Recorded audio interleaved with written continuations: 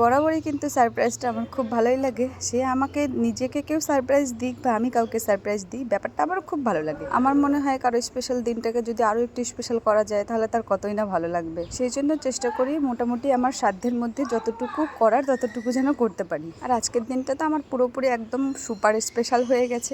সবাই মিলে ওই জন্য এখানে কেক কাটিং করছি। খুব বড়সড় না, খুব ছোটোভাবেই করেছি সবাই মিলে। বিয়ের পর ফার্স্ট যে বার্থডেটা ছিল সেটা হচ্ছে বোম্বেতে ছিলাম আমি আর আমার বর, সেটাও কিন্তু আমার বর খুব ভালোভাবেই সেলিব্রেট করেছিল। আর সেকেন্ড বার্থডেতে তখন বাবু হয়েছিল কেবল, ওই জন্য তেমন কোনো কিছু করিনি। তখন ওই বাড়িতে ছিলাম, তবুও দিদি আর বোন মিলে কেক কাটিং হয়েছিল। আর এটা হচ্ছে 3 নম্বর বার্থডে। আজকেও তেমন কোনো প্ল্যান ছিল না, এখন ওই বলে না যে বড় হয়ে গেলে শখ কমে যায়, তেমনই একটা ব্যাপার। তবে সন্ধ্যাবেলা সবাই মিলে এসে বিশাল একটা সারপ্রাইজ দিয়ে বেশ সুন্দরভাবে সবাই মিলে কেক কাটিং করে ওই কেকটা খেয়ে মজা করেছিলাম। আর অনেকগুলো কিন্তু গিফটও পেয়েছি, গিফটগুলোও শেয়ার করবো আস্তে আস্তে। আগে এই ছোট ছোট ভিডিওগুলো শেয়ার করি, তারপরে গিফটের ভিডিও না হয় একবার শেয়ার করবো। সব থেকে বেশি মজা করেছে আমার বাবু, ওর তো কেক খুব পছন্দ। মানে মা কেক বানায় আর আমি কেক খাবো না, সেই ব্যাপারটা তো হতেই পারে না। বাবুর বার্থডের আগে তো ওকে কেক খাওয়াই নি, ওই বার্থডেতেই ফার্স্ট কেক খাইয়েছিলাম। তো দেখছি ও কেকটা বেশ ভালো পছন্দ করছে, কেক দিলে খুব ভালোই খায়। তারপর এখন কেক কাটিং এর পর্ব শেষ, আর ওই সবাই মিলে একটুখানি কেক মাখামাখি করছিলাম, মানে মজা আর কি। তো এইভাবেই তো বার্থডে নাইটটা শেষ হলো খুব মজার সাথে, আর স্মৃতি হয়ে থেকে গেল।